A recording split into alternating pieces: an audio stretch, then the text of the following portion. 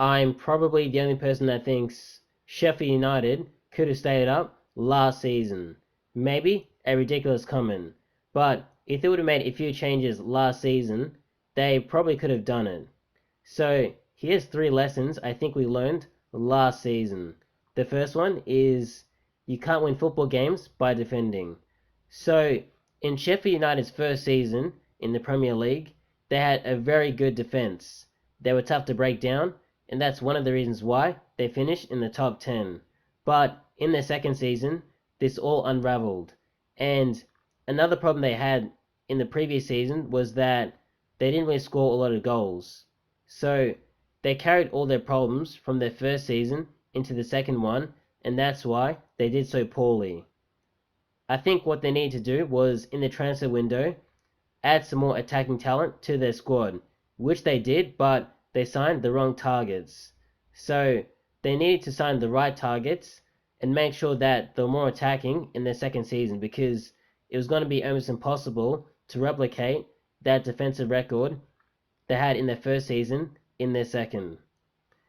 So the second lesson is that when things aren't working, you need to change them. Looking at Sheffield United's start to the season, they started with a 3-5-2, which they ended up losing to Wolves. In their second game, they also had a 3-5-2. The third game, also 3-5-2, another loss. Game week 4, 3-5-2, loss. Game week 5, 3-5-2, draw. So slightly better. Game week 6, 3-5-2, loss. Game week 7, 5-3-2, loss. So the loss isn't really important for game week 7, but at least they made a change. So when you make a change, it doesn't have to be a formation change. It could just be personnel, or like maybe you change what you do in training.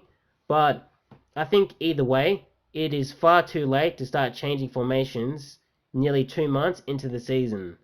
Players aren't really going to know how to use that new system, and if you're going to make changes, you should have done it after the first international break, or maybe even before that, because if the team is doing this badly, how can you do any worse if you make more changes?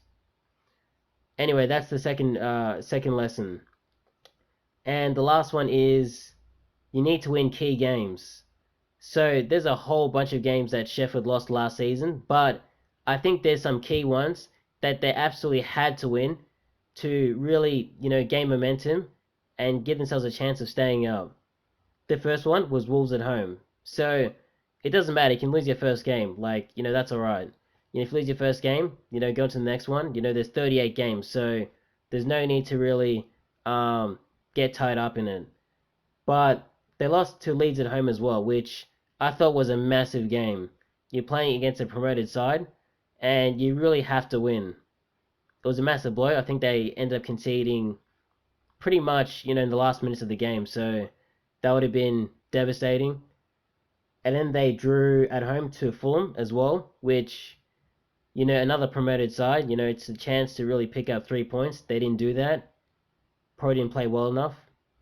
And the last one I've got here is West Brom away. So another promoted side and another loss. Really, you've got to be winning these games. In the Premier League, these are probably the easiest games you have. Now, I probably shouldn't be saying that because, obviously, Leeds did pretty well last season, so they weren't exactly a pushover. But, if you're playing a promoted side in your first 3 games, you have to be winning it. And with the rest of them, we know what happened to Fulham and West Brom. They ended up being one of the worst sides in the Premier League last season, so you got to be picking up 3 points there as well. It didn't happen, and yeah, that's about it. That's about it.